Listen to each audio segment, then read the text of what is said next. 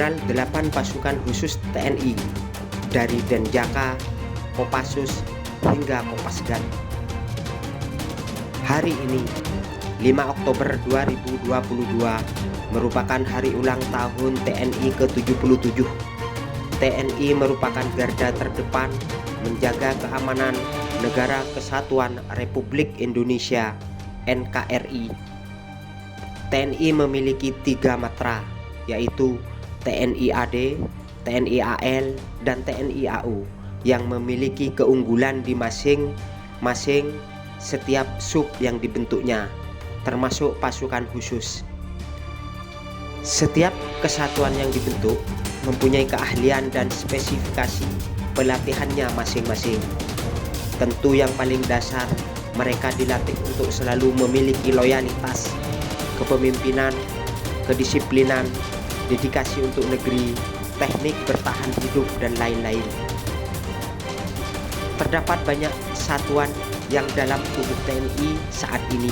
Berikut 8 pasukan khusus TNI yang dimiliki militer Indonesia. 1. Denjaka. Dilansir dari marinir.tnial.mil.id, Detasemen Jala Mangkara atau Denjaka awalnya bernama Pasukan Khusus AL atau disebut sebagai Pasusla. Tujuan dibentuk pasukan ini ialah untuk menghadapi segala macam ancaman di daerah teritorial laut, misalnya dalam hal terorisme dan sabotase yang akan berdampak strategis untuk kedaulatan negara. Denjaka diresmikan ketika Kepala Staf Angkatan Laut menyurati Panglima TNI yang isinya berkisar keinginan untuk membentuk pasukan ini. Barulah diresmikan pada November 1984 menjadi bagian dari Satuan Anti Teror Aspek Laut di bawah naungan Korps Marinir. 2. Tontaipur. Tontaipur atau kepanjangan dari Peleton Intai Tempur merupakan pasukan berkualifikasi intelijen tempur Kostrad. Satuan ini dibina langsung oleh arahan Panglima Kostrad yang berkemampuan Trimatra.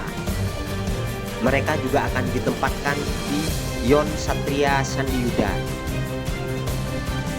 Para pasukan Tontaipur direkrut dari berbagai satuan yang berdinas di Kostrad.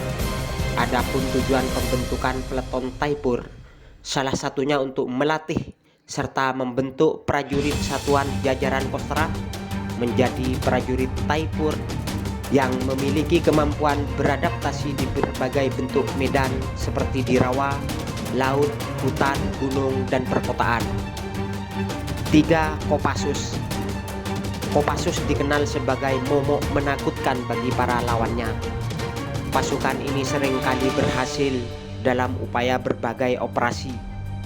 Dilansir dari tni.mil.id, prajurit Kopassus dididik untuk memiliki jiwa militan, kesatria, loyal, dan profesional.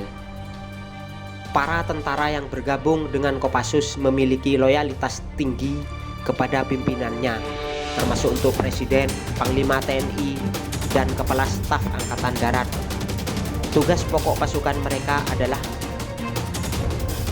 untuk menghadapi berbagai ancaman, gangguan, dan hambatan yang berlawanan dengan NKRI.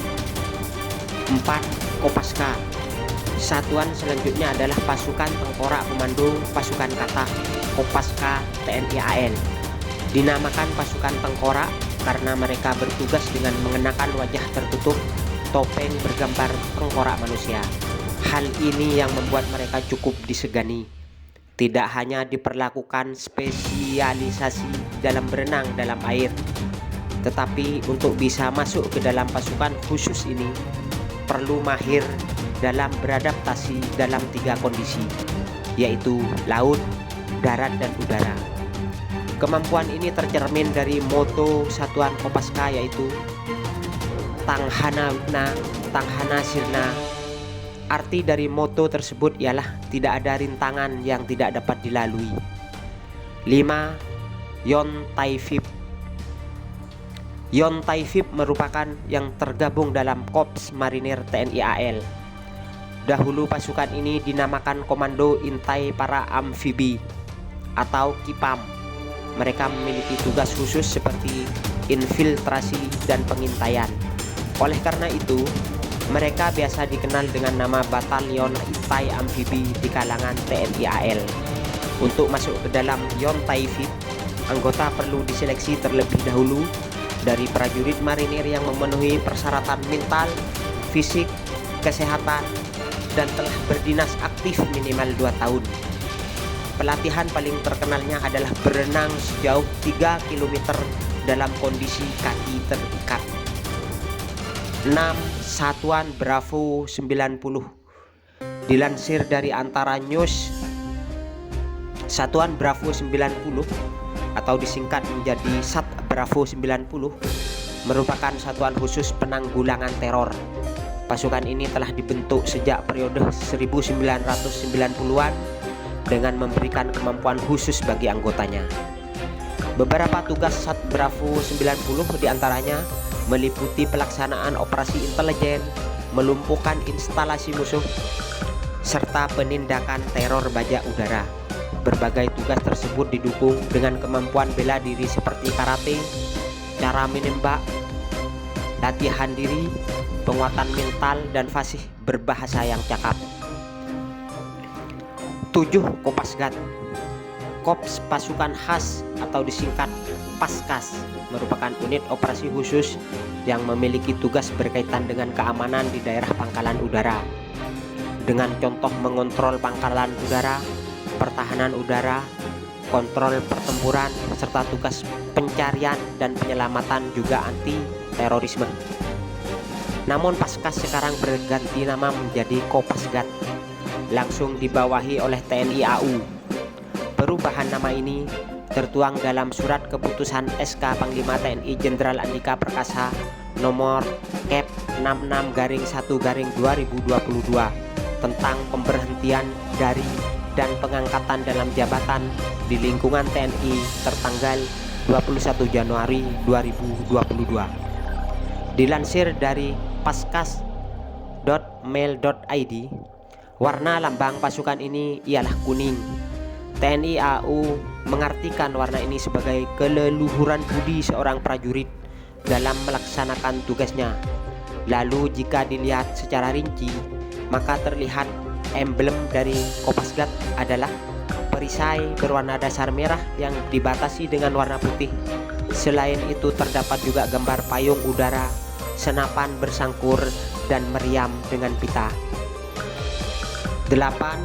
Satuan 81 Gultor. Pasukan ini bermarkas di pangkalan TNI AD. Terkenal karena pasukan ini diambil dari anggota-anggota pilihan yang terseleksi dengan baik. Dilansir dari spacetni.mail.id, Satuan 81 termasuk setelah kasus pembajakan pesawat terbang DC-8 PT Garuda Indonesia. Dengan demikian pasukan ini bertugas secara penuh untuk menjadi intelijen dalam aksi yang mendesak.